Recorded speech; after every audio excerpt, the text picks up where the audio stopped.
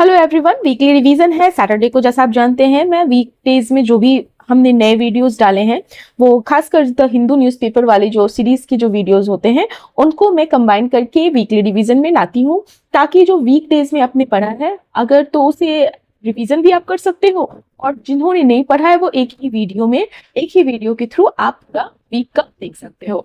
तो चलिए स्टार्ट करते हैं। Guild, guild GUILD, guild. और गिल्ड एक नाउन वर्ड है जिसका अर्थ होता है संघ, पेशेवर संगठन जिसे आप बोलते हो संघ, या पेशेवर संगठन मतलब एक पेशे या एक तरह के पेशे वालों का एक जो संगठन होता है, ग्रुप होता है, समूह होता है, या हिंदी में कह सकते हैं कारीगरों व्यापारों की समूह। ठीक है, तो गिल्ड ऐसे लोगों का ऑर्गेनाइजेशन या आप संगठन बोलते हो, ऐसे लोगों का संगठन ऑर्गेनाइजेशन होता है जो एक ही तरह के प्रोफेशन या एक तरह के प्रोफेशन जैसे कि क्राफ्ट या ट्रेड से जुड़े होते हैं। पहले के टाइम में क्या होता था कि जो कारीगर जैसे लोग कारीगर होते थे वे अपने काम की क्वालिटी को मेंटेन और अपने स्टैंडर्ड को मेंटेन करने के लिए एक तरह से गिल्ड बनाते थे। ठीक है, तो वहां से ये वर्ड है गिल्ड। इंग्लिश में कहें तो a guild is a group of people with the same job और ट्रेड। आप नॉर्मली बोलते हो ना, उनका एसोसिएशन, उनका union, professional body, trade organisation, तो वो इस तरह से इससे मिलते जुलते ये सारे वर्ड्स हो गए। फाइन, एग्जाम्पल देखते हैं। The handicraft guild welcomed new artisans.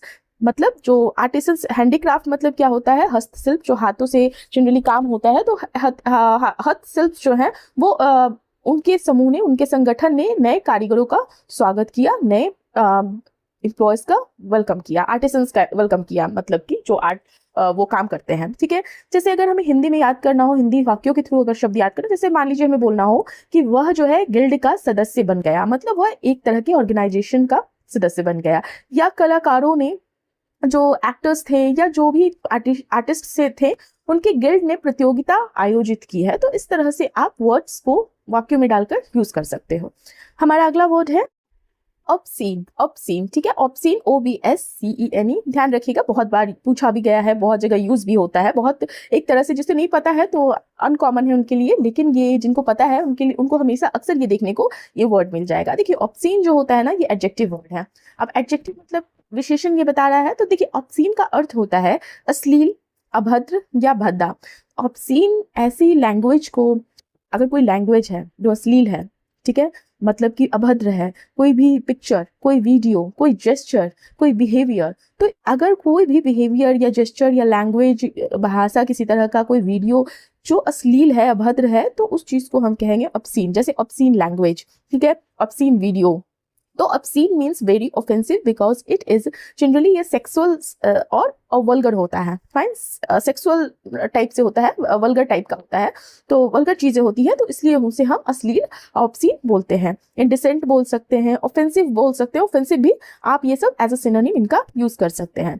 जैसे कि अगर हमें बोलना हो, he posted N obscene comment on social media, उसने सोशल मीडिया पर जो अभद्र टिप्पणी लिखी, उसने ऑब्सीन भाषा का प्रयोग किया। या हम बोल सकते हैं यह ऑब्सीन वीडियो है, इसे हटा दो। जैसे हम बोलते हैं ना कि पब्लिक प्लेस पर ऑब्सीन हरकत मत करो, ठीक है, या करना गलत है, तो इस तरह से आप यूज करो। और अगला वर्ड है मजल। मजल, मजल नहीं, मजल, ठीक है। जब ज के नीचे अगर कहीं भी आप बिंदी देखें तो वहां पे आप मजल बोलेंगे, ज। तो ये सब प्रोनाउंसिएशन पे ध्यान दीजिएगा। तो muzzle and muzzle is a noun और वर्ब, दोनों तरह से यूज कर सकते हैं as a parts of speech. अच्छा, मजल का अर्थ क्या होता है? मजल का अर्थ होता है, देखिए मजल क्या होता है? मजल जैसे आपने कभी देखा होगा कि कोई जानवर होता है तो उसके मुंह पर जालीदार, चाहे वो कोई गाय हो या कोई कभी डॉग वगैरह के मुंह पे जालीदार, उसको प्रोटेक्शन तरह से यूज किया जाता है।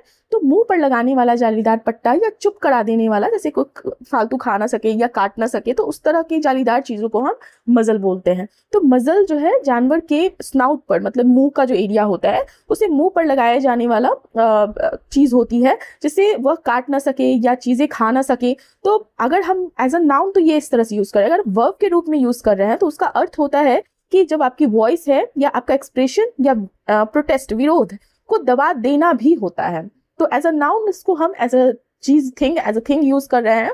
और एज अ वर्ब मतलब क्या होता है मजल का, कि किसी की आवाज, किसी के एक्सप्रेशन को, चीजों को दबा देना। फाइन, तो आई होप समझ में आया हो। तो इन इंग्लिश अ मजल as a noun, a muzzle is a cover for an animal's mouth, और as a verb it means to stop someone from speaking freely. I hope समझ में आया होगा। तो एग्जाम्पल देखते हैं, दे पुट अ मजल ऑन द डॉग। यहाँ पर हम यूज कर रहे हैं नाउन वाला, मीनिंग मतलब उन्होंने कुत्ते के मुंह पर मुंह पर जो है वो मजल लगा दिया। ठीक है, सो आई होप आप लोगों को समझ में आया। देखो एज अ वर्ब अगर हमें यूज करना हो तो जैसे हम कहते हैं ना कि यार किसी की आवाज को मजल नहीं किया जा सकता है, मतलब किसी को आवाज को दबाया नहीं जा सकता है या गलत है। जैसे नए नियम जो है, न्यू रूल्स रेगुलेशन, जो नया रूल है वो क्रिटिसाइजर को मजल करने की कोशिश कर रहा है, तो इस तरह से हम यूज करेंगे। Next is it's a diadem. Diadem क्या होता है? डायडेम नाउन है और डायडेम का अर्थ होता है, आपने देखा है टियारा जिसे आप बोलते हो, आपने देखा होगा, या राज मुकुट आप बोल सकते हो, मुकुट बोल सकते हो, एज अ सिर्स पट्टी जो जैसा होता है ना वो भी बोल सकते हो। शाही सिरा भूषण मतलब सिर पे एक तरह से जो एज अ आभूषण अगर हम यूज करें तो वो सब चीजों को डायडम बोलते हो। तो यह सिर पर पहनने वाला ऑर्नामेंट्स भी होता है, जिसे जैसे जनरली पहले के टाइम में क्या होता है ना, राजा रानी या रूलर अपने as a authority, as a dignity, as a royal status के प्रतीक में पहनते थे। तो यह शब्द जनरली क्राउन की तुलना में होता है। ठीक है, क्या होता है? डायडम। फाइन, तो diadem is a royal crown और a jewelled band worn on the head. Example क्या है? हेड पीस बोलते हो, टियारा बोलते हो, क्राउन बोलते हो, रॉयल क्राउन बोलते हो, सबके सिनोनिम हो गया। Example, the queen bore a shining diadem at the ceremony. तो समारोह में, सेरेमनी में जो क्वीन है, रानी ने चमकदार डायडम पहना। फाइन, जैसे रानी ने हीरो का डायडम पहना, या कह सकते हैं कि म्यूजियम में एक प्राचीन डायडम रखा हुआ है या रखा है। तो इस तरह से हम डायडम शब्द को यूज करेंगे। अगला वर्ड है मस्टी। मस्टी, तो मस्टी वर्ड जो है ये एडजेक्टिव है और मस्टी का अर्थ होता है, अक्सर आप लोगों का इस चीज से सामना होता होगा, सीलन भरा या बासी या गंध वाला चीज जो होता है, जनरली जिसमें मॉइस्चर ट्रैप हो जाता है और वो खराब हो जाता है, तो उस चीज को हम सिलन भरा बोलते हैं। तो ऐसे स्मेल और ऐसा जगह के लिए मस्टी हम यूज करते हैं जहाँ डैम्पनेस होती है, मतलब पुरानापन होता है, या मोल्ड आप समझते हैं, MOLD, मोल्ड मतलब होती है फफूंदी जो लग जाती है और जिसकी वजह से एक अलग तरीके की बदबू वाली दुर्गंध आती है, स्मेल आती है। तो यह जो वर्ड है जनरली आप देखने को आपको मिलेगा, जैसे पुराने रूम्स में होते हैं, या सिलन पड़ जाता है, किताबों में सिलन पड़ जाता है, कपड़ों को बहुत दिन तक एक जगह रखे रहिएगा तो उसमें बदबू आने लगती है, बंद अलमारी जो होती है उसमें सिलन आ जाता है, या उस तरह से कहीं डैम्पनेस रहता है तो उसमें, तो वहां पर हम मस्टी वर्ड का यूज करते हैं। Stale, musty, damp, smelling. Okay, तो musty means having an old, damp और mouldy smell. Like the room became musty after the rain. अभी मैं एग्जांपल दे रही हूँ, इस तरह से हम यूज करेंगे। जैसे the room became musty after the rain, जब बारिश हुई, बरसात के बाद, बारिश के बाद जो रूम था वो मतलब कि सिलन भरा स्मेल देने लगा या मस्टी हो गया, इस तरह से आप बोल सकते हो। लाइक जैसे पुरानी किताबों में मस्टी महक, पुरानी किताबों से मस्टी महक आ रही है, या ऐसे बोल सकते हो कि अलमारी के कपड़े जो हैं वो मस्टी हो गए हैं। तो इस तरह से आप यूज करोगे। हमारा अगला वर्ड है it's a slur, SLUR। Slur as a parts of speech इसका संज्ञा और क्रिया की तरह यूज होगा, नाउन और वर्ड। स्लर का अर्थ होता है अपमानजनक टिप्पणी, डिसरिस्पेक्टफुल रिमार्क जिसे आप बोलते हो, या डेरोगेटरी रिमार्क बोलते हो, गाली बोल सकते हो, बदनाम करने वाली भाषा बोल सकते हो, अस्पष्ट बोलना मतलब सामने वाले को आप डिफेम करना, तो ये सब मीनिंग होता है इससे स्लर से रिलेटेड। तो स्लर का जनरली अर्थ ये समझिए कि जो इंसल्टिंग वर्ड होती है या इंसल्टिंग रिमार्क होती है, डेरोगेटरी रिमार्क होती है, तो जो किसी व्यक्ति, किसी कम्युनिटी को अपमान करने के लिए यूज किया जाता है, मतलब उसको नीचा दिखाने के लिए या उसका डिसरिस्पेक्ट करने के लिए इस तरह के वर्ड यूज करते हैं। ठीक है, तो अगर हम एज अ वर्ब यूज कर रहे हैं, जैसे एज अ नाउन और वर्ब दोनों तरह से बोला ना मैंने, तो एज अ नाउन तो शब्द की तरह बोल दिए कि कोई वर्ड। अब वर्ब के रूप में स्लर का अर्थ शब्दों को अस्पष्ट बोलना, मतलब अनक्लियर बोलना, या किसी की रिप्यूटेशन को बदनाम करना, बर्बाद करने को भी हम स्लर कहेंगे। ठीक है, इंसल्ट, डेरोगेटरी रिमार्क, ये सारे इसके मिलते जुलते शब्द हो गए। एग्जाम्पल देखिए, he did not make a Slur, he did not make a slur against his colleague। मतलब उसने अपने कुलीग के बारे में कोई भी अपमानजनक टिप्पणी नहीं कहा। या और भी बहुत सारे सेंटेंस हो सकते हैं, जैसे यार उसने उसके कास्ट पर स्लर बोला, मतलब गलत रिमार्क बोला, गलत बात बोला। किसी पर स्लर लगाना गलत है, करना गलत है। Next one is morsel. ठीक है, MORSEL। मॉर्सल नाउन होगा, संज्ञा होगा। मॉर्सल का अर्थ होता है छोटा कोर, छोटा टुकड़ा, थोड़ा सा हिस्सा। जब आप छोटे छोटे टुकड़ों में खाते हो तो छोटा कोर बोलते हो जिसको ना, मतलब बाइट आप जिसे इंग्लिश में बोलते हो। तो मॉर्सल का अर्थ होता है भोजन का छोटा कोर, स्मॉल बाइट या छोटा टुकड़ा, स्मॉल पीस होता है। और इसका जो जनरली यूज होता है, कभी कभी हम स्मॉल पीस ऑफ इंफॉर्मेशन के लिए भी करते हैं मॉर्सल का यूज, ठीक है। तो morsel is a very small piece of food और a small amount of anything, something, anything, and it can be information also. The small piece of information भी एज अ उसको भी हम मॉर्सल बोल सकते हैं, ठीक है। स्मॉल बाइट बोल सकते हैं, स्मॉल पीस बोल सकते हैं, बिट बोल सकते हैं, फ्रेगमेंट बोल सकते हैं। तो in English morsel is a very small piece of food और a small amount of something. जैसे कि एग्जाम्पल है यहाँ पर, he shared a morsel of cake with me. अगर यहाँ पे लिखा हुआ है मॉर्सल ऑफ अ केक, मतलब उसने मेरे साथ छोटा टुकड़ा, केक का छोटा टुकड़ा शेयर किया। या आप ये बोल सकते हो उसने रोटी का एक छोटा टुकड़ा खाया, तो उसने रोटी का एक मॉर्सल खाया, हम ऐसे बोल सकते हैं। बच्चे ने केक का छोटा टुकड़ा लिया, मतलब बच्चे ने केक का छोटा मॉर्सल लिया। पुलिस को मामले में नया मॉर्सल मिला। तो यहाँ पे क्या सेंस बनेगा कि पुलिस को मामले में एक नया पीस ऑफ इंफॉर्मेशन मिला। तो इस तरह से, तो पुलिस को मामले में नया मॉर्सल मिला, मतलब न्यू पीस ऑफ इंफॉर्मेशन या स्मॉल पीस ऑफ इंफॉर्मेशन मिला। आई होप समझ में आया होगा। हमारा है नज, NUDG। यहाँ पे नड्ज नहीं पढ़ना है, प्रोनाउंस करना है, इट्स अ नज। नज इज अ नाउन, और नाउन एज अ वर्ब भी हम बोल सकते हैं हल्का धक्का देना, या आप कहते हैं ना हल्का धक्का देना, इशारा करना, धक्का देकर, या कोहनी मारकर किसी तरह से संकेत करना, या हल्का धक्का मारकर किसी तरह से संकेत करने को हम नज करना कहते हैं, ठीक है। तो नज का अर्थ होता है हल्का जेंटल पुश देना, या एल्बो से हल्का छूकर ऐसे ऐसे करते ना, एल्बो से करके किसी को आप सिग्नल करते हो। तो इसका प्रयोग जो है, इसका यूज किसी को बिना जबरदस्ती प्रोत्साहित या प्रेरित करने के अर्थ में भी किया जा सकता है। फाइन, तो आप दोनों सेंस में इसको ले सकते हो, दोनों कॉन्टेक्स्ट में इसका मीनिंग होता है। अगर आप संकेत कर रहे हो तो उसे भी, और इसको हम तब भी यूज कर सकते हैं जब आप किसी को बिना जबरदस्ती, मतलब बिना उसको फोर्स किए हुए, बिना उसको कुछ जबरदस्ती उसके साथ किए हुए, आप उसको इनकरेज और प्रेरित करते हो, तो वहां पे भी हम नज वर्ड का यूज करेंगे। तो नज इज अ जेंटल पुश। यहाँ पे मैंने ये कॉन्टेक्स्ट इस वर्ड का दिया, लेकिन मैंने आपको अलग कॉन्टेक्स्ट भी बताया। Like my mother nudged me to wake up, मतलब यहाँ पे क्या हुआ, संकेत करना वाला हुआ कि मेरे मम्मा ने क्या किया, मेरी माँ ने मुझे उठने के लिए नज किया, मतलब हिलाया या हल्का धक्का दिया, ऐसे झंझलाया, ये चीज भी आप मतलब पकड़ के ऐसे हिलाया, तो उसे भी वहां पे नज हम बोलेंगे। नेक्स्ट इज पेस्टर, ठीक है। पेस्टर इज अ वर्ब, और पेस्टर का पार्ट ऑफ स्पीच वर्ब होगा जिसका अर्थ होता है बार बार परेशान करना, या लगातार तंग करना, या किसी चीज के पीछे पड़ जाना। तो उस पेस्टर का अर्थ होता है रिपीटेडली परेशान करना। या आप कभी कभी क्या करते हो ना, इतना किसी चीज के लिए रिक्वेस्ट करते हो जिससे सामने वाला परेशान हो जाता है। कभी ऐसा करते हो कि एक ही चीज बार बार अलग अलग तरीके से पूछते रहते हो और सामने वाला तंग हो जाता है। तो उस चीज को हम इस तरह की एक्टिविटी को हम क्या कहते हैं, पेस्टर।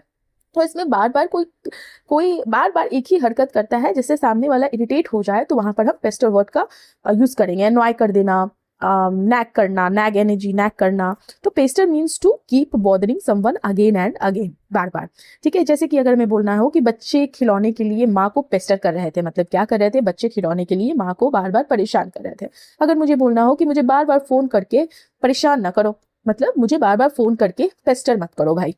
जैसे वो जो है, वो आदमी जो है इतना क्वेश्चन करता है और क्वेश्चन कर करके मुझे पेस्टर कर देता है। तो इस तरह से आप यूज कर सकते हो वर्ड का। यहाँ पे एग्जाम्पल जो है, he pestered me by asking for money again and again, उसने बार बार पैसे मांगकर मुझे परेशान कर दिया है। Fine, next is snide. Snide का अर्थ, पहले हम पार्ट्स ऑफ स्पीच देखते हैं। ये विशेषण मतलब एडजेक्टिव के तौर पे यूज होता है, स्नाइड, SNIDE। स्नाइड अर्थ का अर्थ होता है ताने मारने वाला या व्यंग्यपूर्ण चीजें, या नीचा दिखाने वाली चीजें, बातें, रिमार्क्स, कमेंट, तो उसे हम स्नाइड बोलेंगे। जैसे insulting in a clever, sarcastic और इनडायरेक्ट वे को हम स्नाइड बोलते हैं। स्नाइड मतलब आप समझो तो ऐसी रिमार्क्स होती हैं, ऐसे कमेंट होते हैं, ऐसा बिहेवियर के लिए स्नाइड वर्ड यूज किया जाता है जिसमें किसी को नीचा दिखाने, मतलब बी लिटिल जैसे आप बोलते हो, किसी को कमतर दिखाना, ताने मारना, टॉन्ट करना, कटाक्ष करना, सरकाज़म जिसको बोलते हो, तो ये सब करने का जिस लाइन में, जिस कमेंट में फीलिंग होता है ना, उसको हम स्नाइड बोलेंगे। तो यह अक्सर छिपे हुए हिडन इंसल्ट की तरह होता है। तो स्नाइड मीन्स बोला कि क्लेवर तरीके से या सरकास्टिक वे में कोई बात बोली जाती है, तो उसे हम स्नाइड बोलेंगे। जैसे मेरे को अगर बोलना हो उसने मेरे बारे में व्यंग्यपूर्ण बातें की या ताना मारने वाली टाइप कमेंट किया, तो कैसे बोलेंगे, उसने मेरे बारे में स्नाइड कमेंट की, ठीक है। या अगर बोलना हो कि स्नाइड जो होता है उसकी स्नाइड जो स्माइल थी सब समझ गए, मतलब कि वो जब स्माइल कर रही थी तो वो सरकास्टिक वे में स्माइल कर रही थी, तो हम इस तरह से यूज कर सकते हैं।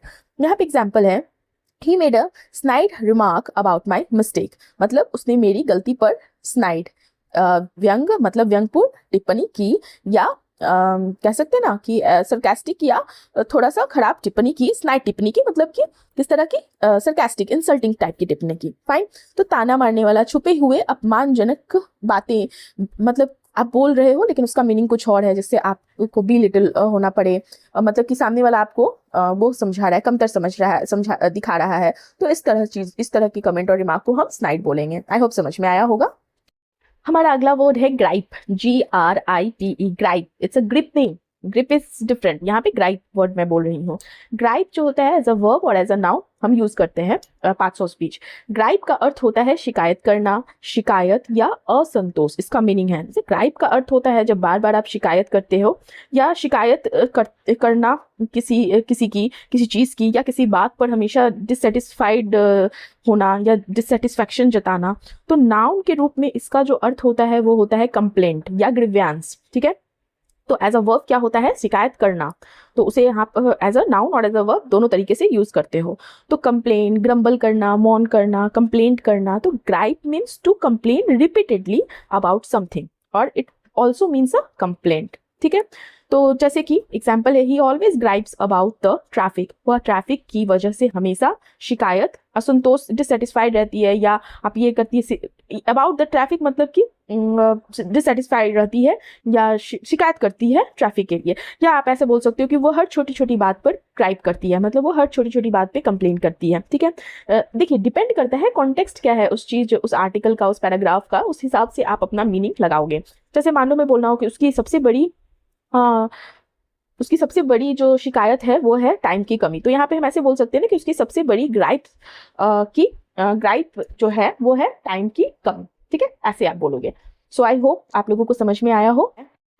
कैटेगोरिकली, कैटेगोरिकली एक एडवर्ब है, ठीक है। इसका अर्थ होता है स्पष्ट रूप से, बिना किसी अपवाद के। अब अपवाद को इंग्लिश में हम एक्सेप्शन बोलते हैं, ये सब बेसिक है, हम न्यूज़पेपर पढ़ रहे हैं तो हमें बेसिक नहीं, बेसिक अगर आपको जानना है, जो छोटे छोटे शब्द होते हैं जो डेली यूज में आते हैं, उसका अलग सीरीज है जो vocabulary series, exam oriented vocabulary series के नाम से है, तो उसे आप जाकर देखिएगा, प्लेलिस्ट में मेंशन किया हुआ है। तो कैटेगोरिकली का अर्थ हुआ स्पष्ट रूप से, जिसे आप क्लियरली बोलते हो बिना किसी अपवाद के, जिसे आप विदाउट एक्सेप्शन बोलते हो, नॉट एक्सपेक्टेशन, एक्सेप्शन, और पूरी तरह से, ठीक है। फर्मली होता है, क्लियरली होता है, फर्मली होता है, बिना किसी अपवाद से कहना किसी चीज को, तो हम वहां पर कैटेगोरिकली यूज करते हैं। तो जब कोई भी व्यक्ति किसी बात को पूरी तरह से स्वीकार या नकार देता है तब हम वहां पर कैटेगोरिकली बोलते हैं। अब पूरी तरह का अर्थ क्या होता है, मतलब कि कोई एक्सेप्शन ना किंतु ना परंतु वाला सिचुएशन। जैसे हम नॉर्मली बोलते हैं ना एब्सोल्युटली या विदाउट एक्सेप्शन, फर्मली, एक्सप्लिसिटली। कल मैंने ये आपको बताया था ये वर्ड एक्सप्लिसिटली, ठीक है। इसका क्या अर्थ है कल बताया है, जिसने वीडियो देखा है बताइएगा मीनिंग इसका। ये सारे सिनोनिम्स हैं, ठीक है, डेफिनेटली। तो जब हम बिना किसी फॉर्मली किसी परंतु, किंतु, परंतु के एकदम फॉर्मली, दृढ़ता के साथ, स्पष्टता के साथ जब कोई बात बोलते हैं तो वहां पर हम कैटेगोरिकली यूज करेंगे। अब जैसे कि अगर हमें बोलना हो he categorically said that he would not lie, उसने कैटेगोरिकली मतलब स्पष्ट रूप से बिना किसी हेजिटेशन के कहा कि वह झूठ नहीं बोलेगा, तो वहां पर हम इस तरह से कैटेगोरिकली बोलेंगे। अब पूछोगे आप कि मैम एक बात बताओ, कैटेगोरिकली हम क्यों यूज करें, हम क्लियरली क्यों नहीं यूज कर सकते, हम डेफिनेटली क्यों नहीं यूज कर सकते हैं, हम चलिए आपने कल मुझे एक्सप्लिसिटली बताया था तो एक्सप्लिसिटली हम क्यों नहीं यूज कर सकते, हमें क्यों न्यू वर्ड सीखने की जरूरत है कैटेगोरिकली। तो जरूरत इसलिए पड़ती है क्योंकि थोड़ा सा तो डिफरेंस जरूर होता है और कॉन्टेक्स्ट में जरूर होगा डिफरेंस, और सबके लिए अलग वर्ड है। अगर आपकी वोकैब आपको अच्छा दिखाना है, चलो आपको जो वर्ड है, आपको जो पता है वो तो आप बोल दोगे। अगर आप कहीं पे पढ़ रहे हो या आपको एग्जाम में पूछ लिया गया कॉन्टेक्स्ट से रिलेटेड और सिनोनिम्स जैसे सेम होते हैं, तो सिनोनिम्स भी तो देखकर आपको ऑप्शन में पूछा जाता है, तो आपको एग्जैक्ट मीनिंग पता होना चाहिए। देखो कैटेगोरिकली का सिंपल अर्थ होता है पूरी स्पष्टता, दृढ़ता से, बिना किसी अपवाद के। वहीं पर जब हम क्लियरली यूज करते हैं क्लियरली वर्ड, तो वहां पर होता है साफ तरीके से, लेकिन उतना दृढ़ता, उतना फर्मली हो वो जरूरी नहीं है, ठीक है। जहां तक बात हम एक्सप्लिसिटली की करते हैं तो वो भी इसका सिनोनिम हो सकता है, लेकिन एक्सप्लिसिटली का अर्थ होता है विस्तार से, बिना किसी भ्रम के। तो आप देख रहे हो कि अगर आप ऐसे मीनिंग देखने जाओगे तो सेम हो जाएगा लगभग लगभग, आप यूज कर सकते हो, काम चला सकते हो, लेकिन एग्जैक्ट सही मीनिंग, सही वोकैब, सही वर्ड नहीं होता है। तो इसलिए वर्ड को सीखना जरूरी है और उसके कॉन्टेक्स्ट को समझना जरूरी है, पार्ट्स ऑफ स्पीच को समझना जरूरी है, तभी आप प्रो होगे।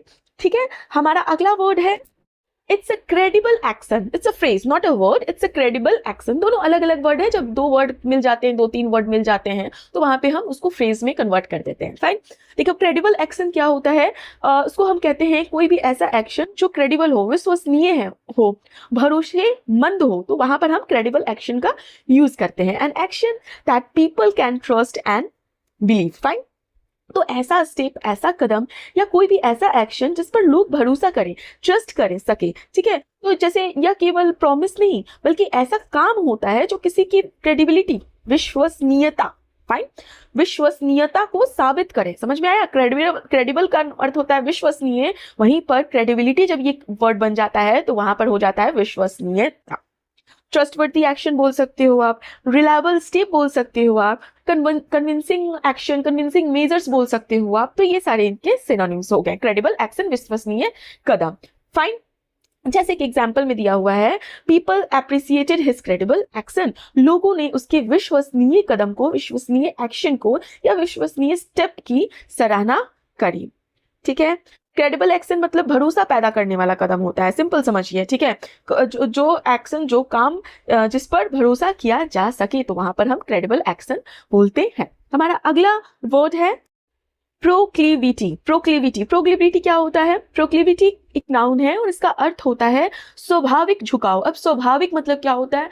नेचुरल टेंडेंसी जिसको आप कहते हो, स्वाभाविक है, अपने आप जो आती है। ठीक है, प्रवृत्ति, स्वाभाविक झुकाव, प्रवृत्ति या स्वाभाविक रुचि।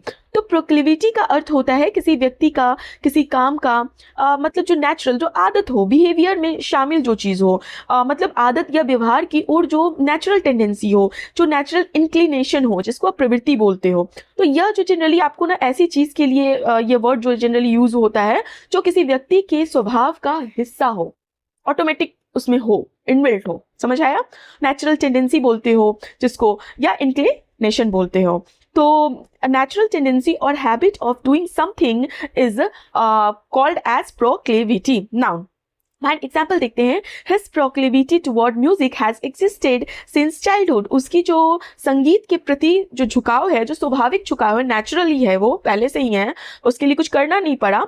तो उसकी जो स्वाभाविक झुकाव है संगीत की ओर, वो बचपन से रही है। तो वहां पर हम यहाँ पे प्रोक्लिविटी का यूज कर रहे हैं। तो अच्छा, एक बात बताइए, प्रेफरेंस भी तो हम बोल सकते हैं ना, प्रेफरेंस है, चॉइस, तो वहां पर चॉइस हो जाता है। ठीक है, ये सब भी सिनोनिम है। हैबिट, हैबिट भी बोल सकते हैं ना, लेकिन हैबिट जो होता है ये कभी कभी बनाया जाता है ये, लेकिन जो प्रोक्लिविटी होती है वो नेचुरल होती है। तो ये सारी चीजें, छोटी छोटी सी डिफरेंस जो है ना, आपको ध्यान देनी पड़ेगी। हमारा अगला वर्ड है इट्स अ रिलाई। रिलाई मतलब क्या होता है? बहुत बार सुने होंगे, अगर आप वोकेबलरी वर्ड्स देखते हो तो उसमें आपने बहुत बार देखा होगा। रिलाई मतलब होता है भरोसा करना या निर्भर होना। अच्छा, यहाँ पर ना रिलाई, भरोसा करना और निर्भर होना नहीं, आप रिलाई कह सकते हो भरोसा के साथ साथ निर्भर होना। तो वहां पर ये वर्ड, पहले हम इसका पार्ट्स ऑफ स्पीच देखते हैं। ये वर्ब है, क्रिया है। रिलाई का मतलब मतलब होता है किसी व्यक्ति पर, किसी चीज पर या किसी भी सिस्टम पर, किसी व्यवस्था पर ट्रस्ट करना या उसके सहारे डिपेंड होना, उस पर निर्भर होना। तो जब आपको विश्वास हो कि कोई आपकी मदद करेगा या कोई चीज सही काम करेगा, सही से काम करेगी या करेगा, तब रिलाई का हम यूज करते हैं। जैसे कि अगर हमें बोलना हो कि मैं अपने दोस्तों पर रिलाई करता हूँ या करती हूँ। ठीक है, तो मैं अपने दोस्तों पर भरोसा करती हूँ। किसान बारिश पर रिलाई करते हैं, मतलब जो किसान हैं वो डिपेंडेंट हैं किस चीज़ पे? अपने फसलों के लिए, अपने फार्मिंग के लिए किस चीज़ पे डिपेंडेंट है? बारिश पे। यहाँ पर एग्जाम्पल है, ही रिलाइज ऑन हिज एक्सपीरियंस। मतलब क्या हुआ? वो अपने अनुभव पर ट्रस्ट करता है। फाइन, यहाँ पर भी आप क्वेश्चन पूछ सकते हो कि मैम हम रिलाई क्यों यूज करें, हम डिपेंड भी तो यूज कर सकते हैं। लेकिन रिलाई और डिपेंड में ये अंतर होता है, डिपेंड मतलब होता है सिर्फ निर्भरता, लेकिन रिलाई होता है भरोसा प्लस निर्भरता। ठीक है, भरोसा के साथ साथ निर्भरता। तो वहां पर हम रिलाई का यूज करेंगे। हमारा अगला फ्रेज है एलिजेडली इन्वॉल्व्ड, एलिजेडली इन्वॉल्व्ड मतलब क्या होता है? इसका अर्थ है कथित रूप से शामिल या आरोप के अनुसार शामिल, तो वहां पर हम एलिजेडली इन्वॉल्व्ड कहते हैं। आइए हम इसे अच्छे से समझते हैं। एलिजेडली इन्वॉल्व का अर्थ क्या होता है? देखो, एलिजेडली मतलब होता है कथित रूप से शामिल, आरोपों के अनुसार शामिल, या सेड और claimed to be involved but it has not been proven. ठीक है, मतलब क्या हुआ इसका, कि इसका अर्थ ये होता है कि आप पे आरोप लगा हुआ है कथित तौर पर, लेकिन अभी तक वो प्रूफ नहीं हुआ है। किसी व्यक्ति के शामिल होने का जो आरोप है लगाया गया है, लेकिन यह अभी साबित नहीं है, मतलब अभी वो प्रूफ नहीं हुआ है। तो इसका जनरली आपने सुना होगा ना, आप न्यूज़ वगैरह में सुनते होगे, लीगल कॉन्टेक्स्ट में सुनते होगे, न्यूज़पेपर पढ़ते होगे, तो वहाँ पर जैसे मैंने ये न्यूज़पेपर से ही लिया, एलिजेडली इन्वॉल्व इन दिस, जो भी बात है, जो भी चीज़ है उसमें। तो जब एलिजेडली इन्वॉल्व हो गया, कहा गया, तो समझ लीजिए कि कथित रूप से शामिल कहा गया है, ऐसा लग रहा है,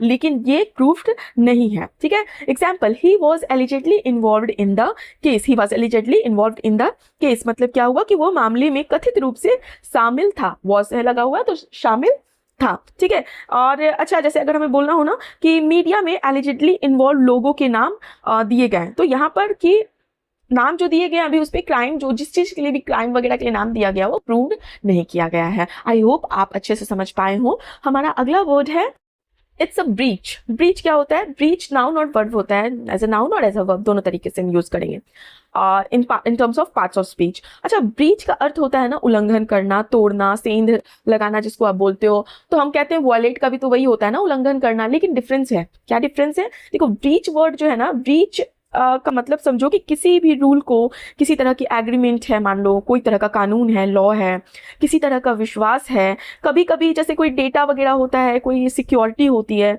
तो उसको ब्रेक करना या उसको तोड़ना, उसको वॉयलेट करने को हम ब्रीच कहेंगे।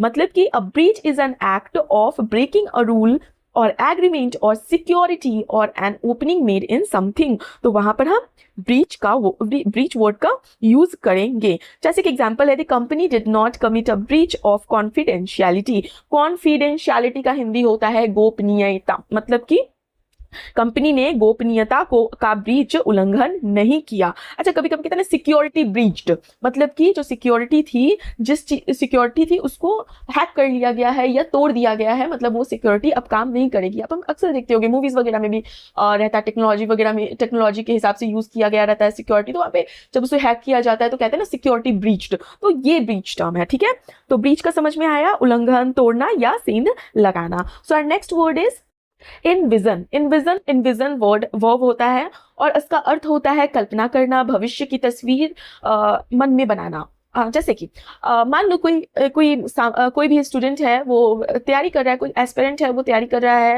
आईपीएस ऑफिसर बनने की या यूपीएससी क्लियर करने की, तो वो क्या कर रहा है, इमेजिन कर रहा है कि अगर मैं क्लियर कर लूंगा तो मैं कैसे ट्रेनिंग करूंगा, ट्रेनिंग होगी तो कैसा होगा, या मैं कैसा लगूंगा यूनिफॉर्म में, कोई भी तरह की जो इमेजिनेशन है फ्यूचर को लेकर, तो वहां पर हम इन्विजन बोलते हैं। ठीक है, तो इन्विजन का मतलब किसी फ्यूचर, किसी प्लानिंग या किसी तरह की पॉसिबिलिटी की जो स्पष्ट, क्लियर कल्पना, इमेजिनेशन होती है। ठीक है, तो इसमें आप अपने मन में किसी चीज की जो इमेज बना लेते हैं, तस्वीर बना लेते हैं कि वह आगे कैसी होगी, कैसी दिखेगी, कैसी लगेगी, तो वहां पर हम इन्विजन का यूज करते हैं। टू इमेजिन और picture something clearly specially in the future, तो वहां पर हम इन्विजन वर्ड का यूज करते हैं। ध्यान दीजिएगा, मैं आपको बहुत अच्छे से एक्सप्लेन करने का कोशिश कर रही हूँ, आई होप आप लोगों को समझ में आ रहा होगा।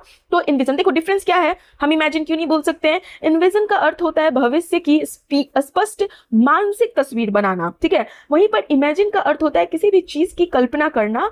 ये जनरली बेसिक टर्म है। ठीक है, इमेजिनेशन, इमेजिन, विजुअलाइज करना क्या होता है, मन में चित्र के रूप में देखना। ठीक है, बहुत माइन्यूट डिफरेंस है, लेकिन डिफरेंस है।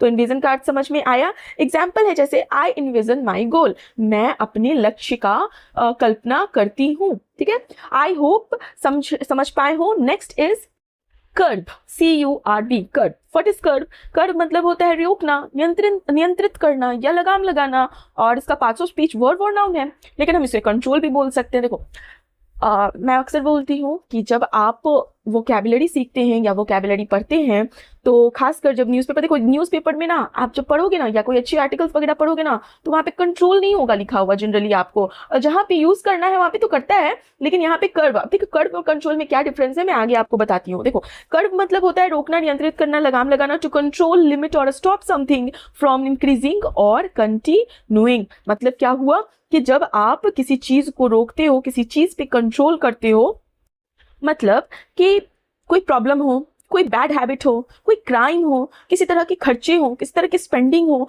कोई भी चीज़ जो राइज कर रही हो, बढ़ती हुई चीज़ें, कुछ भी हो सकता है वो, कोई किसी चीज़ को जब आप कंट्रोल, ये सारी चीज़ों को जब आप कंट्रोल कर रहे हो या रिड्यूस करने की कोशिश करते हो, तो वहाँ पर हम कर्व वर्ड का यूज़ करेंगे। आप इकोनॉमिक्स में ये सब चीज़ आप देखोगे, ये सब चीज़ नहीं, ये वर्ड आपको मिलेगा। इंग्लिश में क्या मीनिंग हो गया? टू कंट्रोल, लिमिट और स्टॉप समथिंग फ्रॉम इंक्रीजिंग और कंटिन्यूइंग। जैसे कि यहाँ पर एग्जाम्पल है, the government introduced new rules to curb pollution. To curb pollution, control भी यहाँ पे हो सकता है ना, लेकिन यहाँ पे कर्व लिखा हुआ है। सरकार ने प्रदूषण को नियंत्रित करने के लिए नए नियम बनाए। जैसे अगर हमें बोलना हो, हमें अपने अनावश्यक मतलब कि फालतू के खर्चों को कम करना चाहिए, तो यहाँ पे कंट्रोल करना चाहिए भी बोल सकते हैं, लेकिन अगर आप अच्छे से बोलोगे तो कैसे बोलोगे कि हमें कर्व करना चाहिए, ठीक है, हमें अपने फालतू के खर्चों को कर्व करना चाहिए, तो हम ऐसे भी बोल सकते हैं। Fine, next is iota. Iota जो वर्ड है, आयोटा वर्ड नाउन है और इसका अर्थ होता है रत्ती भर या जरा सा। आपने सुना होगा, मैं उसे रत्ती भर भी पसंद नहीं करता, सुना होगा ना ये वर्ड। इस सेंस में, इस कॉन्टेक्स्ट में यहाँ पर ये जो है आयोटा वर्ड यूज करते हैं। जैसे कि a very small amount of something is called as iota, मतलब कि किसी चीज की बहुत छोटी मात्रा, वेरी स्मॉल अमाउंट, या इसका प्रयोग अक्सर जो होता है ना नेगेटिव वर्ड्स के लिए यूज होता है, ठीक है, नेगेटिव स्टेटमेंट्स के लिए यूज होता है, नॉट वर्ड्स, स्टेटमेंट्स के लिए यूज होता है। जैसे कि जरा सा भी नहीं, मैं उसे जरा सा भी नहीं पसंद करती हूँ, मैं उसे जरा सा भी लाइक नहीं करती हूँ या करता हूँ, तो वहां पर हम आयोटा वर्ड का यूज करेंगे। कभी कभी ट्रेस, जैसे कहते हैं ना कि मुझे उसका नामो निशान नहीं मिला, थोड़ा सा भी, मतलब एक माइन्यूट सा भी नहीं, तो ट्रेस, तो वहां पर भी हम आयोटा वर्ड का यूज कर सकते हैं। Example, I don't have an iota of faith in his word, मुझे उसकी बात पर रत्ती भर भी विश्वास नहीं है। तो इस तरह से हम आयोटा यहाँ पर यूज कर दिए। जैसे मुझे बोलना हो, उसने आयोटा मतलब कि उसने उसमें मुझे रत्ती भर की रुचि नहीं है, उस चीज में मुझे रत्ती भर की रुचि नहीं है, तो यहाँ पे रत्ती भर, यहाँ पे हम आयोटा यूज कर सकते हैं। थोड़ी सी भी रुचि नहीं है मुझे, हम वहां पे आयोटा यूज कर सकते हैं। Fine, next is PRISE, it's a prise, prise not price, PRICE नहीं है, इट्स अ PRISE, ठीक है। तो प्राइज नाउन और वर्ब दोनों तरह से यूज होगा, पार्ट्स ऑफ स्पीच का दोनों होगा। और प्राइज का अर्थ होता है पकड़ या खोलने का स्थान या जोड़ लगाकर उखाड़ना, ठीक है, उखाड़ना या अलग करना। तो जब किसी चीज को आप जोड़ लगाकर फोर्सफुली या लीवर आउट करते हो, फोर्सफुली लीवर आउट मतलब होता है उखाड़ना, या अलग करते हो, सेपरेट करते हो, तो वहां पर हम प्राइस वर्ड का यूज करेंगे। तो इसका यूज तब होता है जब किसी चीज को, किसी ऑब्जेक्ट को हाथ से नहीं बल्कि किसी टूल से या फोर्सफुली मतलब क्या उसको कहते हैं, बल के साथ, है ना, बल के साथ जब उसको खोलते हो और बल की मदद से जब उसको हटाते हो, तो वहां पर हम प्राइस वर्ड का यूज करेंगे।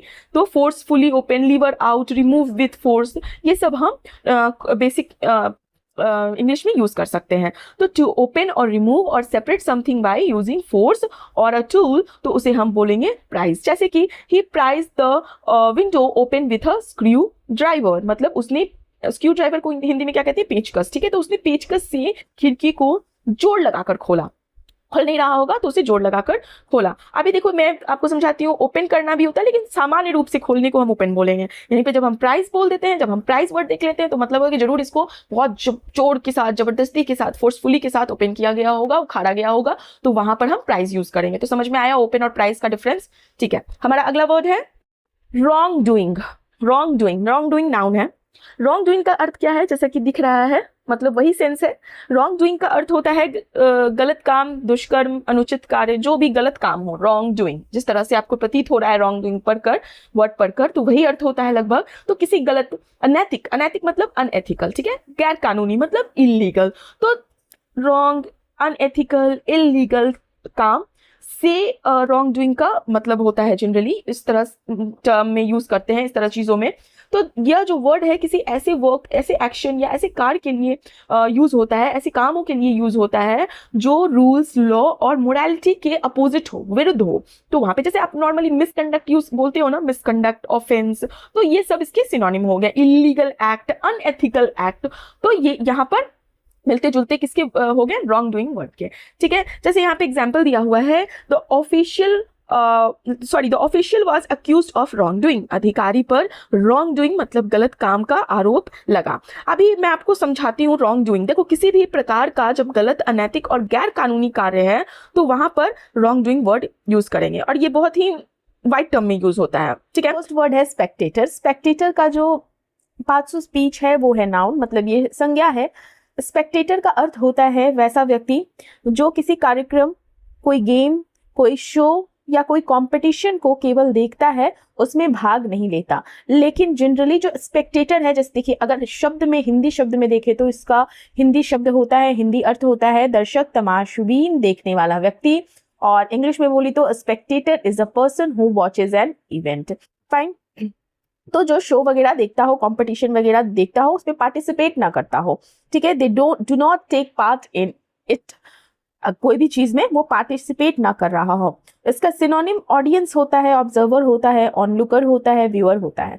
लेकिन आप ये बोल सकते हो मुझे कि मैम एक बात बताओ, ऑडियंस भी मतलब दर्शक होता है, ऑडियंस का भी अर्थ दर्शक होता है, स्पेक्टेटर का भी अर्थ दर्शक होता है, तो हम ऑडियंस की जगह स्पेक्टेटर क्यों यूज करें?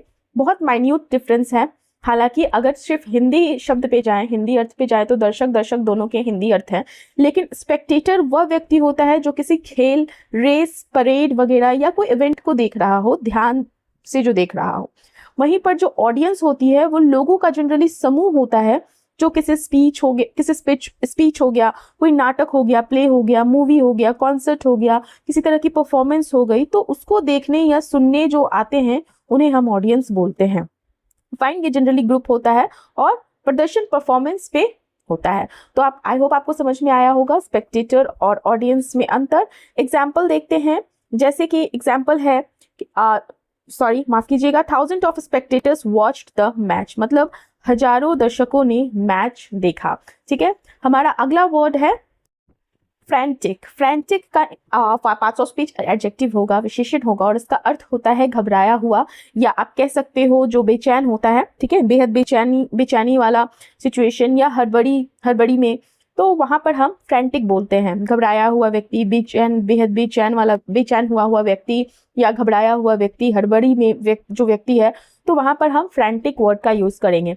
इंग्लिश में मीनिंग समझे तो वेरी वरीड बोल सकते हैं, स्केयर्ड बोल सकते हैं, थोड़ा डरा हुआ, और इन अ ग्रेट हरी। तीनों मीनिंग हो सकता है, 3-4 मीनिंग होते हैं इसके, डिपेंड करेगा कॉन्टेक्स्ट क्या है, उस पैराग्राफ, उस आर्टिकल, उस चीज जो भी है जहाँ पे आप वर्ड यूज कर रहे हो, उस चीज का कॉन्टेक्स्ट क्या है या उस सेंटेंस का कॉन्टेक्स्ट क्या है।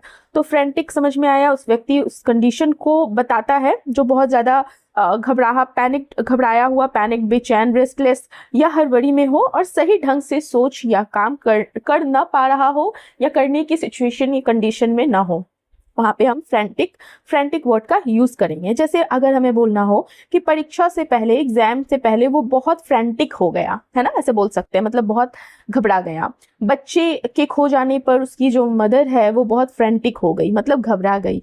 ठीक है, समय कम होने के कारण सभी फ्रैंटिक होकर काम करने लगे। अब यहाँ पे कॉन्टेक्स्ट क्या हो गया कि हड़बड़ी में काम करने लगे, यहाँ पे घबरा कर नहीं, हड़बड़ी में काम करने लगे। तो अगेन इस तरह से आप सेंटेंस में वर्ड्स का यूज कर सकते हो। एग्जाम्पल है, he became frantic as soon as he heard the news. खबर सुनते ही वह घबरा गया या हड़बड़ी में हो गया, ये डिपेंड कर रहा है कि क्या खबर है। फाइन, हमारा अगला वर्ड है, हमें कंसिस्टेंसी मेंटेन रखना है, हमें डेली कुछ ना कुछ वर्ड्स, धीरे धीरे थोड़े वर्ड्स सीखने हैं। एक दिन में ये वोकैबुलरी बिल्डअप नहीं होती है, तो मेरे चैनल से बने रहिए, आपकी वोकैबुलरी गारंटीड बहुत ज्यादा बिल्डअप हो। हमारा अगला वर्ड है एट्रीब्यूट, या एट्रीब्यूट भी बोलते हैं, प्रोनाउंस करते हैं।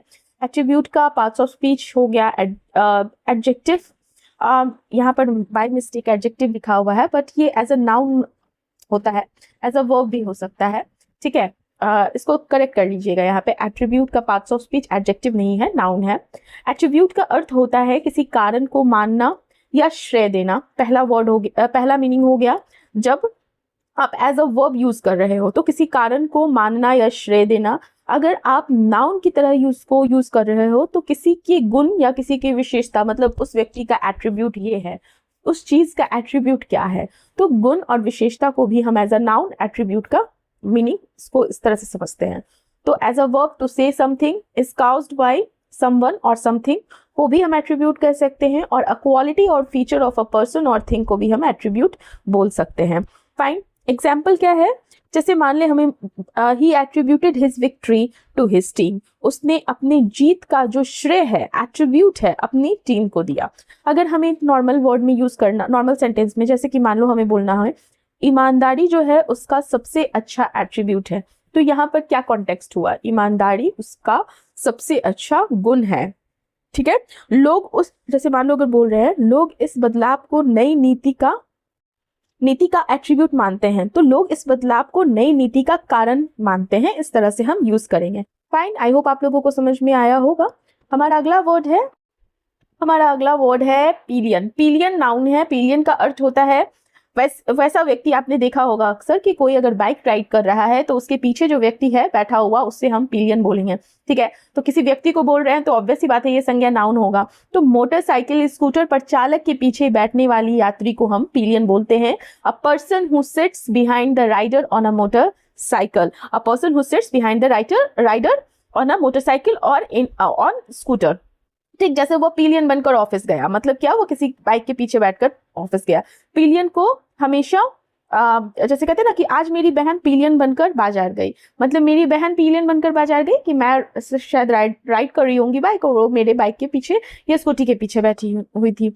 ठीक है, तो इस तरह से हम यूज करेंगे। पिलियन को हमेशा हेलमेट पहनना चाहिए, तो पिलियन को भी हमेशा हेलमेट पहनना चाहिए। तो इस तरह से आप अपने वाक्यों में यूज कर सकते हैं वर्ड को। एग्जाम्पल है, he went as a pillion with his friend to college, वह पिलियन बनकर, मतलब पीछे बैठकर बाइक पे या स्कूटी पे बनकर अपने दोस्त के साथ कॉलेज गया। तो आई होप आपको समझ में आया होगा। पिलियन किसे हम बोलते हैं, वैसा पैसेंजर जो बैक सीट पे बैठा हो, मतलब बैक सीट राइडर जिसे आप बोलते हो। हमारा अगला वर्ड है ब्लजन। ठीक है, BLUDGEON।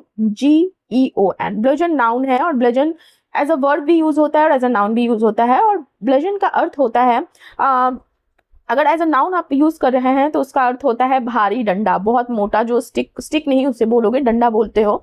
ठीक है, तो डंडे से जो, अगर डंडे उस भारी डंडे को हम एज अ नाउन बोल रहे हैं, अगर डंडे से जोर से आप मार रहे हो, मतलब डंडे से जोर से मारना, तो ये वर्ड बन जाता है।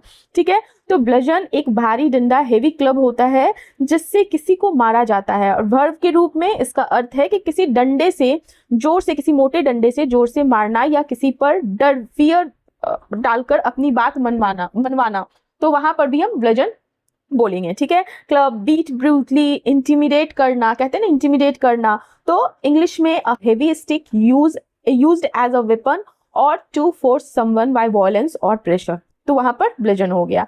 जैसे अगर हमें नॉर्मली बोलना हो, उसने किसी को ब्लजन करने की कोशिश की, मतलब उसने किसी को डराने की, इंटिमिडेट करने की कोशिश की। यहाँ पे इस तरह से भी कॉन्टेक्स्ट हो सकता है, किसी को धमकी देकर ब्लजन करना गलत है, मतलब किसी को धमकी देकर बात मनवाना गलत है, ये सेंस भी है। एग्जाम्पल है, he hit the man with a bludgeon, उसने आदमी को मोटे डंडे से मारा। ठीक है, तो आई होप आपको समझ में आया होगा। हमारा अगला वर्ड है, सो इट्स अ टैम्बर और टिम्बर। टैम्बर भी बोल सकते हैं, टिम्बर भी बोल सकते हैं, नाउन है ये। तो टिम्बर या टैम्बर, मैं यहाँ पे टैम्बर बोलती हूँ। तो टैम्बर आवाज की जो क्वालिटी होती है ना, आवाज की विशिष्ट गुणवत्ता, जैसे स्वर, उसका स्वर, ध्वनि, स्वर का खास गुण को हम, आवाज की गुणवत्ता को हम टिम्बर बोलते हैं। ठीक है, तो टिम्बर वॉइस और साउंड की वह खास क्वालिटी होती है जिससे हम अलग अलग लोगों, गायकों की आवाज को पहचान लेते हैं, उसकी मधुर ध्वनि को, भले ही उसकी पिच हाई लेवल नोड होता है, आवाज की तीव्रता, लाउडनेस इक्वल और समान हो। ठीक है, लेकिन उसका जो एक ध्वनि का जो टेक्सचर होता है ना, वो डिफरेंट होता है।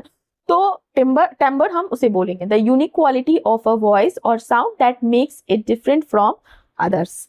तो एग्जाम्पल है, her timbre is very attractive. Her timbre is very attractive, मतलब उसकी जो आवाज की गुणवत्ता है वो बहुत ही अट्रैक्टिव है। ठीक है, बहुत आकर्षक है जिसे आप बोलोगे। जैसे अगर हमें बोलना हो कि उसकी टैम्बर बहुत मधुर है, मतलब उसकी जो आवाज की टोन है वो बहुत ही सॉफ्ट है, मधुर है।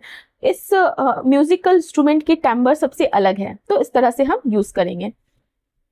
सो हमारा अगला वर्ड है अशर। अशर वर्ड एज अ वर्ब और एज अ नाउन दोनों तरीके से यूज होता है। अशर का अर्थ होता है मार्गदर्शन करके अंदर ले जाना या परिचारक, जैसे आप एक शब्द में बोलो तो हिंदी में अर्थ इसका अशर का ये होता है, मार्गदर्शन करके अंदर ले जाना। मैं आपको एग्जांपल देती हूँ, जैसे आप सब मूवी देखने जाते होगे, आप क्या करते हो, एक आदमी जो थिएटर के बाहर खड़ा रहता है वो आपकी टिकट को देखता है, जब अंदर जाते हो थोड़ा वो आपकी टिकट को देखता है और वो आपको सीट तक बैठाकर आप वापस आ जाता है। तो वो जो आपको सीट तक बैठाने गया उसे हम अशर बोलेंगे, ठीक है। तो to politely guide someone to a place और a person who shows people to their seats, उसको हम अशर बोलेंगे। तो एज अ वर्ब जो हम यूज कर रहे हैं, मतलब कि जो to politely guide someone to a place, तो यहाँ एज अ वर्ब हो गया।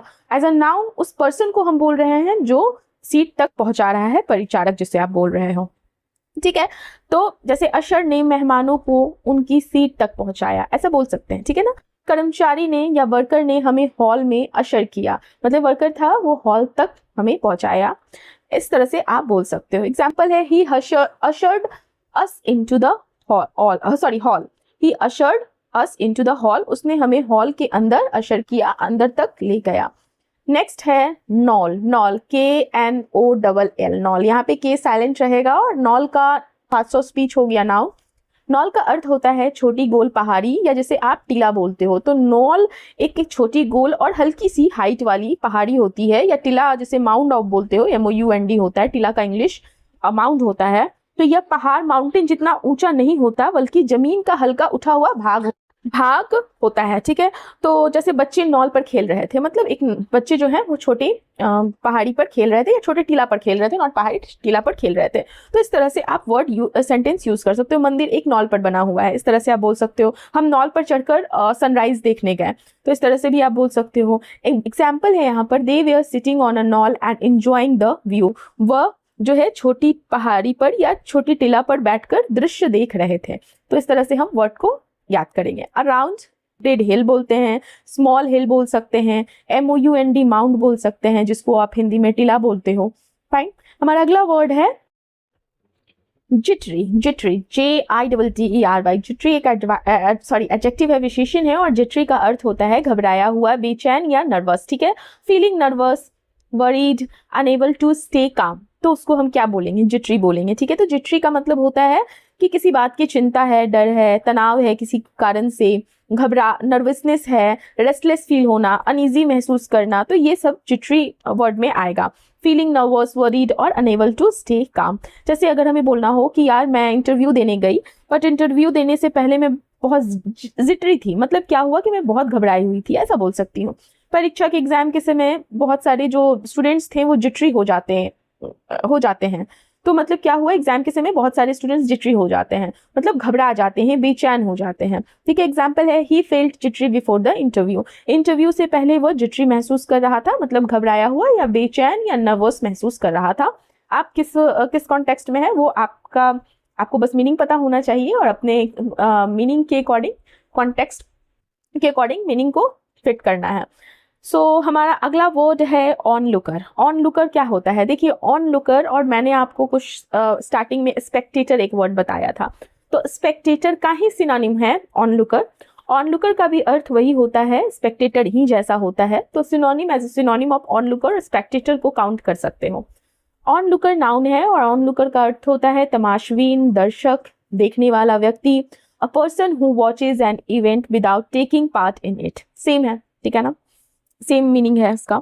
जैसे मान लो हमें बोलना हो कि ऑन लुकर जो है केवल इंसिडेंट देख रहे थे, मतलब केवल एक्सीडेंट देख रहे थे, कोई मदद नहीं कर रहा था, मतलब कि वहाँ एक्सीडेंट हुआ था और ऑन लुकर्स जो थे वो सिर्फ देख रहे थे, उनमें से कोई भी लोग जो है मदद नहीं करें।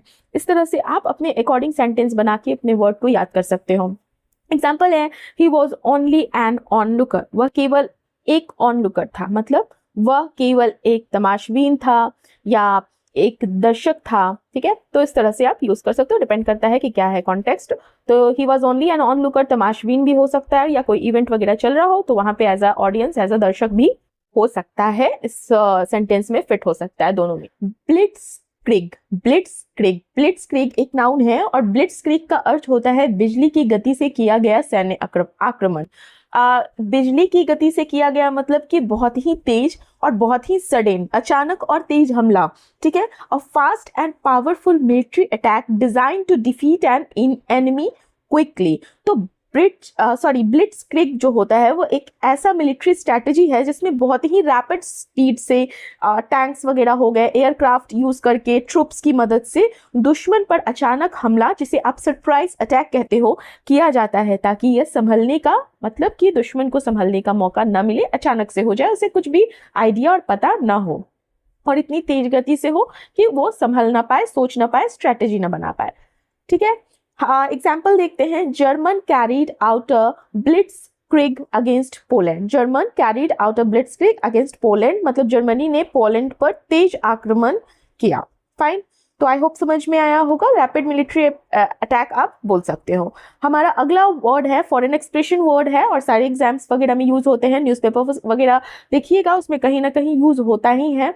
तो बोनाफाइड, बोनाफाइड ये एडजेक्टिव और एडवर्ब दोनों पार्ट्स ऑफ स्पीच इसका होगा, मतलब दोनों तरीके से आप यूज कर सकते हैं सेंटेंस में जहां जिसकी रिक्वायरमेंट हो।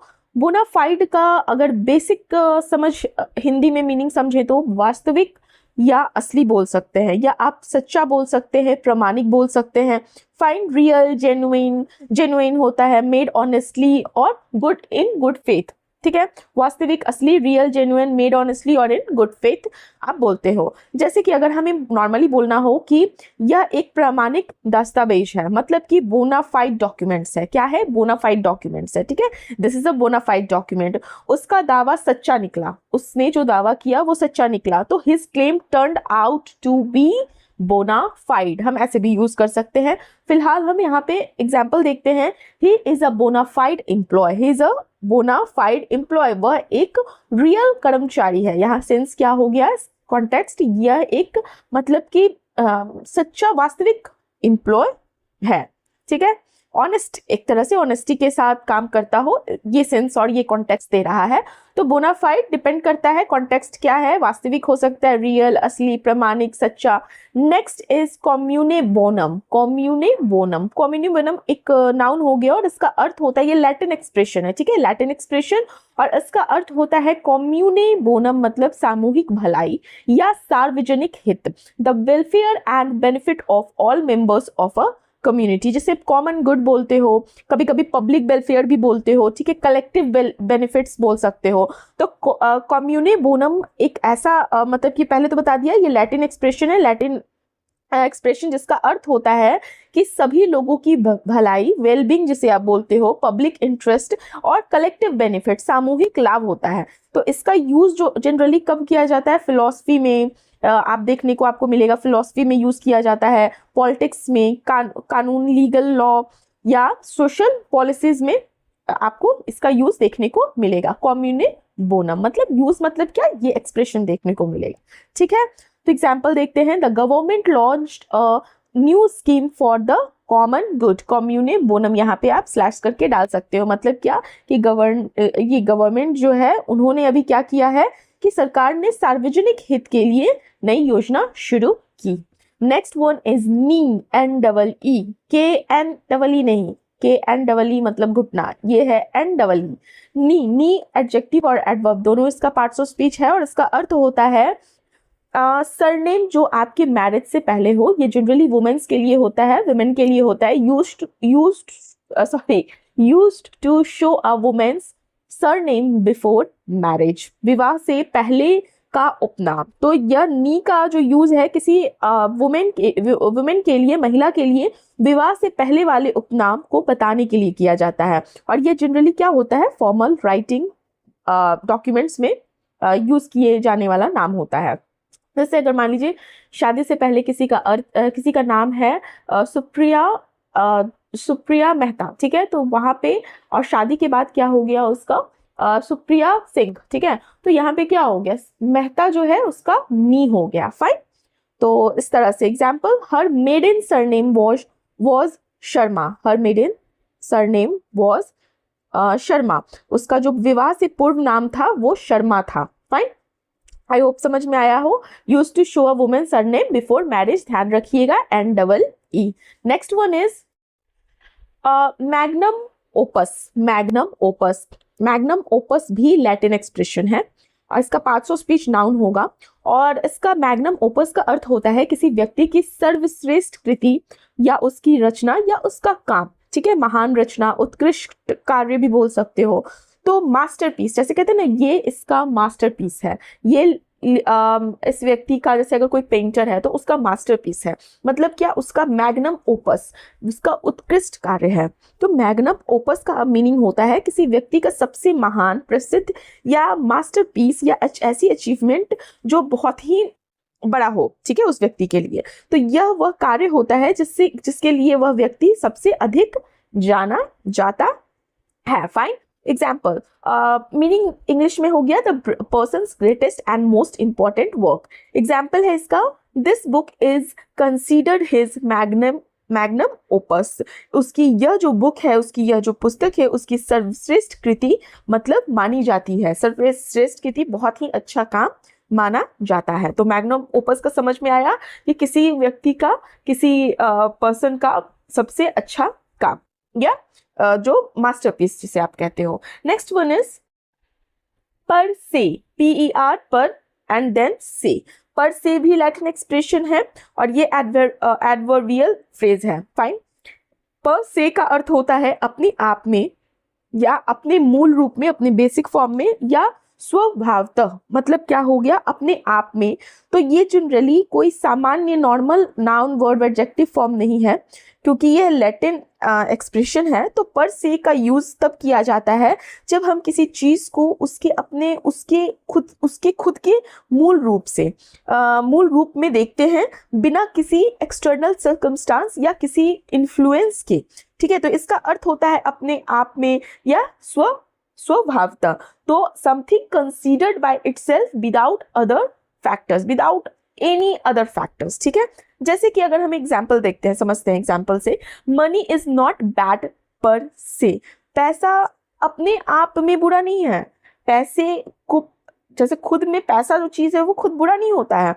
जैसे मान लो हमें बोलना हो कि यह जो विचार है अपने आप में गलत नहीं है, मतलब this idea is not wrong पर से, लेकिन अगर ये विचार किसी चीज से जुड़ जाता है तो वो चीज बुरा हो जाता है, ठीक है। लेकिन खुद में ये विचार जो है बिना किसी फैक्टर से, बिना किसी चीज के जुड़े हुए, ये खुद में बुरा नहीं है। तो हम इस तरह से यूज कर सकते हैं, ठीक है। हमारा अगला एक्सप्रेशन है ऑनवी, एंड ऑनवी बोलते हैं, ऑनवी, ENNUI। एनोई नाउन है और इसका अर्थ क्या होता है, जीवन से रुचि की कमी, जीवन में रुचि की कमी, जीवन से रुचि खत्म हो जाना, इंटरेस्ट खत्म हो जाना, उस इंटरेस्टलेस हो जाना, निरस्ता जिसे बोलते, उबाऊ हो जाना, ठीक है। तो ऑनवी मतलब क्या हो गया, बोरियत बोल सकते हो, बोर्ड बोल सकते हो, बोर्डम बोल सकते हो, a feeling of tiredness and boredom with life और करंट एक्टिविटीज। तो ऑनवी ऐसी मानसिकता, मेंटल सिचुएशन है जिसमें व्यक्ति कंटिन्यूअस मतलब कंटिन्यूटी के साथ उसे बोर्डम, बहुत टीडियम का अर्थ क्या होता है, निरस्ता, ठीक है, टीडियम या रुचि की कमी, लैक ऑफ इंटरेस्ट फील होता रहता है। और अक्सर यह तब होता है जब जीवन में एक्साइटमेंट नहीं होती है, किसी तरह की चैलेंज नहीं होती है, नोवेल्टी मतलब कोई नया अनुभव नहीं होता है, तो वहां पर हम क्या बोलते हैं, ऑनवी। जैसे कि अगर हमें बोलना हो कि लंबे छुट्टी में मुझे क्या उब फील होने लगी, उबाऊ महसूस होने लगा, तो इंग्लिश में कैसे बोलेंगे, I begin to feel ennui during the long vacation. एक जैसी दिनचर्या, एक जैसा जो डेली एक्टिविटी होता है, दिनचर्या होता है, वो निरस्ता पैदा कर देता है। तो इसे कैसे बोलेंगे, the same daily routine created ennui, ठीक है। Next one is ex parte जो है ये लीगल एक्सप्रेशन है, ठीक है। लीगल मतलब जनरली आपको लॉ, लीगल टर्म है ये, ठीक है, एक्सप्रेशन है। और ये इसको अगर पार्ट्स ऑफ स्पीच के तौर पे देखो तो एडजेक्टिव और एडवर्ब में काउंट होता है। तो एक्स पार्टे क्या होता है, एक पक्ष, एक साइड की उपस्थिति या सुनवाई के बिना। मतलब क्या, इसका मतलब ये होता है जैसे कि एक आप जनरली इसका जैसे कोर्ट वगैरह में, जैसे ना कोर्ट वगैरह में आप इस वर्ड का यूज देखोगे कि किसी मामले पर केवल वन पार्टी जो है, एक पक्ष है, की बात सुनकर जब कोई कोर्ट डिसीजन दे देता है या आदेश दे देता है, किसी तरह का ऑर्डर दे देता है, क्योंकि उसका जो दूसरा पक्ष है, सेकंड पार्टी है, वो प्रेजेंट नहीं होता है, तो वहां पर हम एक्स पार्टे वर्ड टर्म देखने को मिलता है इस कॉन्टेक्स्ट में। तो डन और decided for one party without the other party being present. Fine. Example, the court issued N x party order. अभी यहाँ पे लिखा है the court issued N x party order, मतलब क्या हुआ कि अदालत ने ऑर्डर जारी कर दिया एक पक्ष की अनुपस्थिति में। मतलब क्या हुआ कि एक पार्टी आई थी, दूसरी पार्टी नहीं आई, तो उसमें जो दूसरी पार्टी नहीं आई इसलिए इस वजह से यहाँ पे एक्स पार्टी ऑर्डर यूज हुआ। नेक्स्ट इज लेसे फेयर। लेसे फेयर, LAISSEZFAIR। फाइन, अच्छे से इसको देख लीजिए। लेसे फेयर बहुत बार यूज हुआ है न्यूज़पेपर में। नाउन और एडजेक्टिव है इसका, पार्ट्स ऑफ स्पीच। इसका अर्थ होता है न्यूनतम मतलब मिनिमम, हस्तक्षेप की नीति या अपने हाल पर छोड़ देना। बहुत ज्यादा हस्तक्षेप नहीं करना, कम से कम हस्तक्षेप करने की पॉलिसी को हम लेसे फेयर बोलते हैं। या कभी कभी किसी चीज को अपने हाल पे छोड़ देते हैं, जैसे a policy of allowing people और businesses to act freely with little or no interference। कोई इंटरफेरेंस नहीं, अपने आप से करो, ज्यादा कहते हैं ना इंटरफेरेंस नहीं, तो उसे हम कहते हैं लेसे फेयर। तो एक ऐसी पॉलिसी या एक ऐसा अप्रोच, ऐसा पर्सपेक्टिव जिसमें जो गवर्नमेंट है या कोई ऑर्गेनाइजेशन है या कोई इंस्टीट्यूशन है, कोई व्यक्ति दूसरों के कामों पर बहुत कम इंटरवेंशन करता है, मतलब हस्तक्षेप करता है। हस्तक्षेप का इंग्लिश क्या होता है? इंटरवेंशन। तो और उन्हें अपने तरीके से काम करने का फ्रीडम देता है। यहाँ पर ये नहीं कि भाई तुमको जो करना है करो, वो वाला सेंस नहीं, कॉन्टेक्स्ट नहीं है यहाँ पे। भैया आप अपने तरीके से कीजिए, पीछे हम हैं लेकिन हम आपको ज्यादा इंटरफेयर आपके काम में नहीं करेंगे, आप अपने तरीके से बेस्ट करने की कोशिश कीजिए, ये कॉन्टेक्स्ट है, ठीक है। एग्जाम्पल है द मैनेजर्स लेसे fair leadership gives employees freedom. मतलब क्या हुआ कि जो मैनेजर है, प्रबंधक जिसे हिंदी में बोलते हो, तो उसे कम नियंत्रण वाला जो लीडरशिप है, नेतृत्व है, एम्प्लॉय को स्वतंत्रता देता है। Next is inter alia. Inter alia क्या हुआ? ये एडवर्ब है और इसका अर्थ होता है अन्य बातों के साथ या अन्य चीजों के अलावा, ठीक है। लैटिन एक्सप्रेशन है ये। इंटर एलिया का अर्थ होता है जिसका अर्थ है, मान लो कि कोई ऐसी बात जो किसी चीज के साथ भी हो या अन्य चीजों के अलावा। जैसे कि मैं आपको समझाती हूँ, इसका जो यूज होता है किसी ऐसे लिस्ट, कोई ऐसी आर्ग्यूमेंट हो, तर्क हो या कोई ऐसे डॉक्यूमेंट में, यह बताने के लिए इस एक्सप्रेशन का यूज किया जाता है कि बताए गए जो पॉइंट्स हैं, बताए गए जो बिंदु हैं, उनके अतिरिक्त और भी बातें शामिल है, अन्य बातों के साथ या अन्य चीजों के अलावा ये भी इंक्लूडेड है। तो वहां पर हम इंटर एलिया का यूज करते हैं। अमंग अदर्स बोल सकते हैं, among other things, beside other matters, ठीक है। तो इस तरह से हम यूज करेंगे। Fine. Example, the report mentioned education reforms, inter alia. मतलब क्या हुआ कि जो रिपोर्ट है उसमें अन्य बातों के साथ शिक्षा सुधारों, मतलब एजुकेशन रिफॉर्म का उल्लेख किया गया है, मतलब मेंशन किया गया है। अगर हमें बोलना हो कि जैसे समझौते में अन्य चीजों के अलावा सुरक्षा प्रावधान शामिल थे, तो कैसे इसे बोलेंगे? The agreement includes security provision comma inter alia. Fine, इस तरह से हम यूज करेंगे। आई होप आप लोगों को समझ आया हो। So thank you for watching. अच्छा लगे तो सब्सक्राइब कीजिए, लाइक कीजिए, कमेंट कीजिए एंड शेयर कीजिए। Thank you, have a nice day.